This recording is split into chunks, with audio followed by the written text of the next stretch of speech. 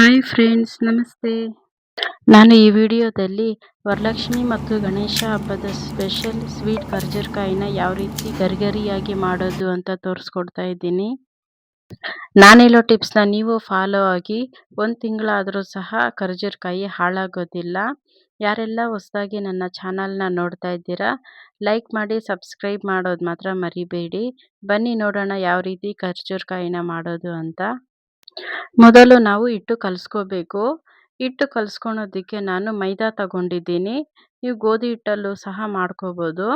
ಹಿಟ್ಟು ಕಲಿಸ್ಕೊಳೋದಕ್ಕೆ ನಾನು ಸಾಲ್ಟ್ ಹಾಕಿದ್ದೀನಿ. 1 ಸ್ಪೂನ್ ಸಾಲ್ಟು ಮತ್ತು 2 ಸ್ಪೂನು ಚಿರೋಟಿ ರವೆ ಹಾಕಿದ್ದೀನಿ. ಚಿರೋಟಿ ರವೆ ಹಾಕಿದ್ರೆ ನಮಗೆ ಕ್ರಿಸ್ಪಿಯಾಗಿ ಬರುತ್ತೆ. ಈಗ ನಾನು ಹಿಟ್ಟಿಗೆ ಕಾದಿರೋ ಎಣ್ಣೆನ ಹಾಕ್ಕೊತಾ ಇದ್ದೀನಿ.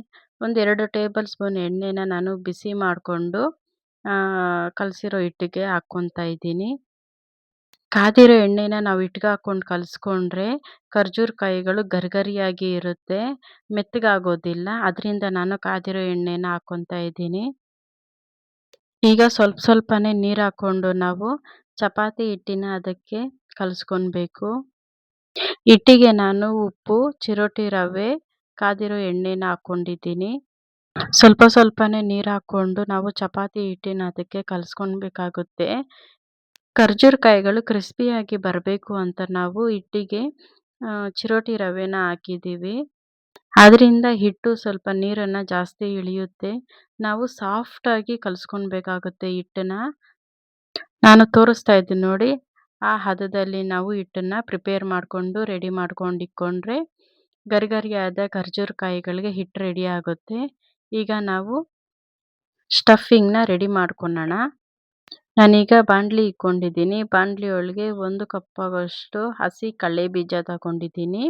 ಹಸಿ ಕಡಲೆ ಬೀಜ ನಿಧಾನ ಲೋ ಫ್ಲೇಮಲ್ಲಿ ಹುರ್ಕೊಳ್ಬೇಕಾಗುತ್ತೆ. ಕಡಲೆ ಬೀಜನ ಹುರಿಬೇಕಂದ್ರೆ ಘಮ ಘಮ ಅಂತ ಸುವಾಸನೆ ಬರುತ್ತೆ.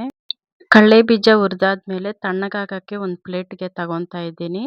ಮತ್ತು ಬಾಣಲಿಗೆ ನಾನು ಕಡಲೆ ಪಪ್ಪನ್ನ ಸೇರಿಸ್ತಾ ಇದ್ದೀನಿ. ಕಡಲೆ ಪಪ್ಪನ್ನ ನಾವು ಜಾಸ್ತಿ ಹುರಿಯೋಷ್ಟು ಏನೂ ಇಲ್ಲ, ಅದು ಸುಮ್ಮನೆ ಬೆಚ್ಚಗಾದರೆ ಸಾಕು.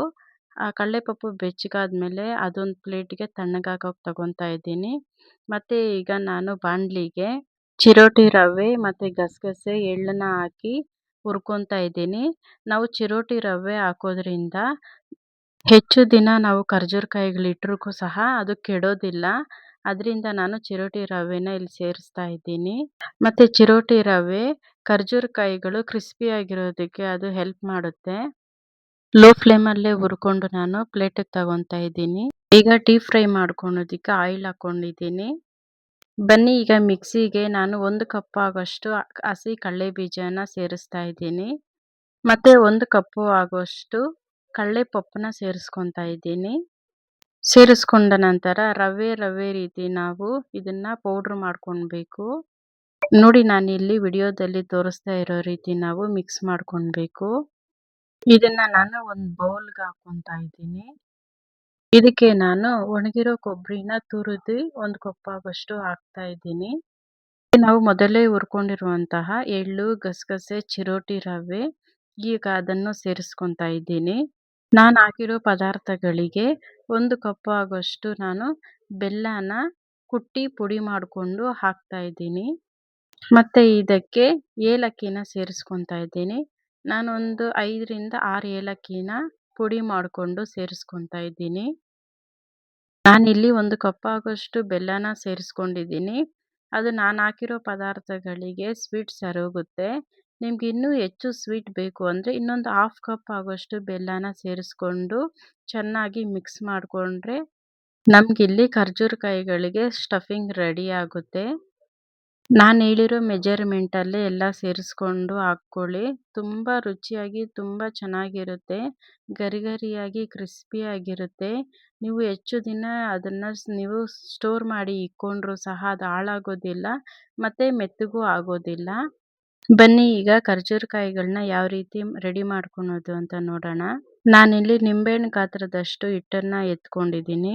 ಚಪಾತಿ ಹಿಟ್ಟನ್ನು ನಾವು ಯಾವ ರೀತಿ ರೋಲ್ ಮಾಡ್ತೀವಿ ಆ ರೀತಿ ನಾವು ರೋಲ್ ಮಾಡ್ಕೊಳ್ಬೇಕು. ನೋಡಿ, ನಾನು ವಿಡಿಯೋದಲ್ಲಿ ತೋರಿಸ್ತಾ ಇರೋಷ್ಟು ಅಷ್ಟು ಥಿಕ್ನೆಸ್ ಇದ್ದರೆ ನಮಗೆ ಸಾಕು. ನಾನಿಲ್ಲಿ ಖರ್ಜೂರ ಕಾಯಿಗಳನ್ನ ಮೋಲ್ಡಲ್ಲಿ ಮಾಡ್ತಾ ಇಲ್ಲ. ಕೈಯಲ್ಲೇ ನಾನು ಯಾವ ರೀತಿ ಮಾಡೋದು ಅಂತ ತೋರಿಸ್ಕೊಡ್ತಾ ಇದ್ದೀನಿ ನೋಡಿ. ಈಗ ನಾವು ಹೂರ್ಣ ರೆಡಿ ಮಾಡ್ಕೊಂಡಿರೋ ಹೂರ್ಣನ ಇಲ್ಲಿ ಸೇರಿಸ್ಕೊತಾ ಇದ್ದೀನಿ. ಹೂರ್ಣನ ಸೇರಿಸ್ಕೊಂಡು ನಾವು ಒಂದು ಕಡೆಗೆ ಅಡ್ಜಸ್ಟ್ ಮಾಡ್ಕೊಳ್ಬೇಕು. ಮತ್ತು ನೀರಿನ ಸಹಾಯದಿಂದ ಕೊನೆ ಅಂಚುಗಳಿಗೆ ನಾನು ನೀರನ್ನ ಇಲ್ಲಿ ಸೇರಿಸ್ಕೊತಾ ಇದ್ದೀನಿ. ನೀರೆಲ್ಲ ಅಪ್ಲೈ ಮಾಡಿದ್ದಾದಮೇಲೆ ನಾವು ಈ ವಿಡಿಯೋದಲ್ಲಿ ತೋರಿಸೋ ಥರ ನಾವು ಕ್ಲೋಸ್ ಮಾಡ್ಕೊಳ್ಬೇಕು. ಕ್ಲೋಸ್ ಮಾಡಿಕೊಂಡು ನಾವು ತುದಿಗಳನ್ನ ಕೈಯಲ್ಲಿ ಪ್ರೆಸ್ ಮಾಡ್ಕೊತಾ ಕ್ಲೋಸ್ ಮಾಡಬೇಕು. ನಾವು ನೀರು ಹಾಕಿ ನಾವು ಅಪ್ಲೈ ಮಾಡಿರೋದ್ರಿಂದ ಅದು ಬಿಚ್ಕೊಳೋದಿಲ್ಲ. ಕೆಲವೊಂದು ಎಣ್ಣೆಗೆ ಹಾಕಿದ ತಕ್ಷಣ ಅದು ಓಪನ್ ಆಗೋಗುತ್ತೆ. ಈ ರೀತಿ ನೀರಿನ ಸಹಾಯದಿಂದ ನಾವು ಪ್ರೆಸ್ ಮಾಡೋದ್ರಿಂದ ಅದು ಓಪನ್ ಆಗೋದಿಲ್ಲ. ಈಗ ನಾನು ನೂಡಲ್ಸ್ ಸ್ಪೂನ್ ತಗೊಂಡಿದ್ದೀನಿ. ನೂಡಲ್ಸ್ ಸ್ಪೂನ್ ತಗೊಂಡು ತುದಿಗಳಿಗೆಲ್ಲ ನಾನು ಈ ರೀತಿ ಪ್ರೆಸ್ ಮಾಡ್ತಾ ಇದ್ದೀನಿ. ನಾನು ಈಗ ಮಾಡೋ ಡಿಸೈನ್ಗೆ ಈ ರೀತಿ ನಾನು ಪ್ರೆಸ್ ಮಾಡ್ಕೊತಾ ಇಲ್ಲಿ ನಾನು ಡಿಸೈನ್ ಮಾಡ್ತಾ ಇದ್ದೀನಿ. ಮೋಲ್ಡಲ್ಲೂ ಸಹ ಮಾಡ್ಕೊಳ್ಬೋದು, ಅದು ಇನ್ನೂ ಈಸಿಯಾಗಿರುತ್ತೆ. ಆದರೆ ನಾನಿಲ್ಲಿ ಡಿಫ್ರೆಂಟ್ ಸ್ಟೈಲಲ್ಲಿ ತೋರಿಸ್ತಾ ಇದ್ದೀನಿ. ಮತ್ತು ಈಗ ಸ್ಪೂನ್ ಇರುತ್ತಲ್ವ, ಸ್ಪೂನ್ನ ಸಹಾಯದಿಂದ ನಾವು ನಮಗೆ ಯಾವ ರೀತಿ ಬೇಕೋ ಆ ರೀತಿ ಶೇಪ್ ಮಾಡ್ಕೊಳ್ಬೋದು. ನಾನಿಲ್ಲಿ ಫ್ಲವರ್ ಡಿಸೈನ್ನ ಮಾಡ್ತಾ ಇದ್ದೀನಿ. ನೋಡಿ, ನೀವು ನೋಡ್ತಾ ಇರ್ಬೋದು ವಿಡಿಯೋದಲ್ಲಿ ಎಷ್ಟು ಚೆನ್ನಾಗಿ ಬಂದಿದೆ ಅಂತ. ನೋಡಿ, ಈಗ ನಾನು ಕೈಯಲ್ಲಿ ಎತ್ಕೊಂಡು ತೋರಿಸ್ತಾ ಇದ್ದೀನಿ. ಎಷ್ಟು ಚೆನ್ನಾಗಿ ಅಟ್ರಾಕ್ಟಿವ್ ಆಗಿದೆ ಅಂತ ನೀವೇ ನೋಡ್ತಾ ಇರ್ಬೋದು. ನಾವು ಯಾವಾಗೂ ಒಂದೇ ರೀತಿ ನಾವು ಖರ್ಜೂರ ಕಾಯಿಗಳನ್ನ ಮಾಡ್ಕೊಳೋ ಬದಲು ಈ ರೀತಿ ಡಿಫ್ರೆಂಟಾಗಿ ಟ್ರೈ ಮಾಡಿ. ತುಂಬ ಚೆನ್ನಾಗಿರುತ್ತೆ ಖರ್ಜೂರ ಕಾಯಿಗಳು ನೋಡೋದಕ್ಕೂ ಮತ್ತು ತಿನ್ನೋದಕ್ಕೂ ಸಹ ತುಂಬ ಕ್ರಿಸ್ಪಿಯಾಗಿರುತ್ತೆ. ಈಗ ನಾನು ಖರ್ಜೂರ ಕಾಯಿಗಳನ್ನೆಲ್ಲ ರೆಡಿ ಮಾಡಿಕೊಂಡು ಆಯಿಲಲ್ಲಿ ಡೀಪ್ ಫ್ರೈ ಮಾಡ್ಕೊತಾ ಇದ್ದೀನಿ. ಒಂದೊಂದಾಗಿ ನೋಡಿ ಆಯಿಲ್ ಒಳಗಡೆ ಬಿಡ್ತಾ ಇದ್ದೀನಿ. ಅದ್ಯಾವುದೂ ಚೆದರ್ತಾ ಇಲ್ಲ ಮತ್ತು ಬಿಟ್ಕೊಂಡಿಲ್ಲ. ಈ ರೀತಿ ನಾವು ನೀರು ಹಾಕಿ ಕೊನೆ ಅಂಚುಗಳಿಗೆ ಪ್ರೆಸ್ ಮಾಡ್ಕೊತಾ ನಾವು ಫೋಲ್ಡ್ ಮಾಡ್ಕೊಳೋದ್ರಿಂದ ಅದು ಎಣ್ಣೆಗೆ ಹಾಕಿದ ತಕ್ಷಣ ಬಿಚ್ಕೊಳೋದಿಲ್ಲ. ತುಂಬ ಚೆನ್ನಾಗಿ ಗರಿಗರಿಯಾಗಿ ಬರುತ್ತೆ. ನೀವೇ ನೋಡ್ತಾ ಇರ್ಬೋದು ಯಾವ ರೀತಿ ಉಬ್ಬಿದೆ ಅಂದ್ಬಿಟ್ಟು. ಈಗ ನಾನು ಮತ್ತೊಂದು ಕಡೆ ತಿರ್ಸ್ಕೊತಾ ಇದ್ದೀನಿ. ಇದು ನಿಧಾನವಾಗಿ ತಿರ್ಸ್ಕೊತಾ ಲೋ ಫ್ಲೇಮಲ್ಲೇ ನಾವು ಈ ಖರ್ಜೂರ ಕಾಯಿಗಳನ್ನ ಮಾಡ್ಕೊಳ್ಬೇಕಾಗುತ್ತೆ. ನೀವು ನೋಡ್ತಾ ಇರ್ಬೋದು ಯಾವ ರೀತಿ ಕಲರ್ ಬಂದಿದೆ ಖರ್ಜೂರ ಕಾಯಿಗಳು ಅಂತ. ಮತ್ತು ಕ್ರಿಸ್ಪಿ ಆಗೋವರೆಗೂ ನಾವು ಈ ರೀತಿ ಫ್ರೈ ಮಾಡ್ಕೊತಾ ಇರಬೇಕು. ಹೈ ಫ್ಲೇಮಲ್ಲಿ ಇಟ್ಟು ಫ್ರೈ ಮಾಡಬಾರ್ದು, ಲೋ ಫ್ಲೇಮಲ್ಲಿ ಇಟ್ಟಿನೇ ಫ್ರೈ ಮಾಡ್ಕೊಳ್ಬೇಕು. ಖರ್ಜೂರ ಕಾಯಿಗಳೀಗ ಫ್ರೈ ಆಗಿದೆ. ಒಂದು ಪ್ಲೇಟ್ಗೆ ತಗೊತಾ ಇದ್ದೀನಿ. ಬಾಣಲಿಗೆ ಎಷ್ಟಾಗುತ್ತೋ ಅಷ್ಟು ಮಾತ್ರ ಖರ್ಜೂರ ಕಾಯಿಗಳನ್ನ ಹಾಕ್ಕೋಬೇಕು. ಹೆಚ್ಚು ಖರ್ಜೂರ ಕಾಯಿಗಳನ್ನ ಹಾಕ್ಕೊಂಡ್ರೆ ಅದು ಚೆನ್ನಾಗಿ ಫ್ರೈ ಆಗೋದಿಲ್ಲ. ನಾನೀಗ ಒಂದು ಬಾರಿ 4 ಖರ್ಜೂರ ಕಾಯಿಗಳನ್ನ ಹಾಕ್ಕೊಂಡಿದ್ದೆ. ಈಗ ನಾನು 3 ಸೇರಿಸ್ಕೊತಾ ಇದ್ದೀನಿ. ಏಕೆಂದರೆ ನಾನು ಮಾಡಿರೋ ಖರ್ಜೂರ ಕಾಯಿಗಳು ಸ್ವಲ್ಪ ದೊಡ್ಡದಾಗಿದೆ. ಮೋಲ್ಡಲ್ಲಿ ಮಾಡಿದ್ರೆ ಅದು ಚಿಕ್ಕ ಚಿಕ್ಕದಾಗಿ ಬರುತ್ತೆ. ನಾನು ಇವಾಗ ಹ್ಯಾಂಡಲ್ಲಿ ಮಾಡಿರೋದ್ರಿಂದ ಅದು ದೊಡ್ಡದಾಗಿರೋದ್ರಿಂದ ನಾನಿಲ್ಲಿ ಆ ಬಾಣಲಿಗೆ ಎಷ್ಟು ಹಿಡಿಸುತ್ತೋ ಅಷ್ಟು ಖರ್ಜೂರ ಕಾಯಿಗಳನ್ನ ಸೇರಿಸ್ಕೊಂಡು ಲೋ ಫ್ಲೇಮಲ್ಲಿ ಫ್ರೈ ಮಾಡ್ಕೊತಾ ಇದ್ದೀನಿ.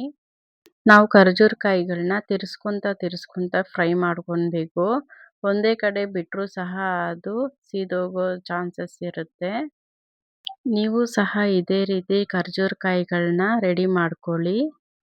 ವರಲಕ್ಷ್ಮಿ ಮತ್ತು ಗಣೇಶ ಹಬ್ಬದ ಸ್ವೀಟ್ ರೆಸಿಪಿ ಖರ್ಜೂರ ಕಾಯಿಗಳು ದೇವರ ನೈವೇದ್ಯಕ್ಕೆ ರೆಡಿಯಾಗಿದೆ. ನೀವು ಇದೇ ರೀತಿ ಮಾಡಿ ಹಬ್ಬವನ್ನು ಆಚರಿಸಿ.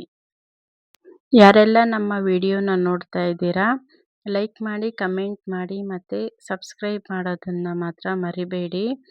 ಬೆಲ್ ಐಕಾನ್ ಇರುತ್ತೆ, ಬೆಲ್ ಐಕಾನ್ನ ಪ್ರೆಸ್ ಮಾಡಿ. ನಾವು ಹಾಕೋ ಎಲ್ಲ ವಿಡಿಯೋಸ್ ನೋಟಿಫಿಕೇಷನ್ ನಿಮಗೆ ಬರುತ್ತೆ. ಧನ್ಯವಾದಗಳು. ನಮಸ್ಕಾರ ಸ್ನೇಹಿತರೆ.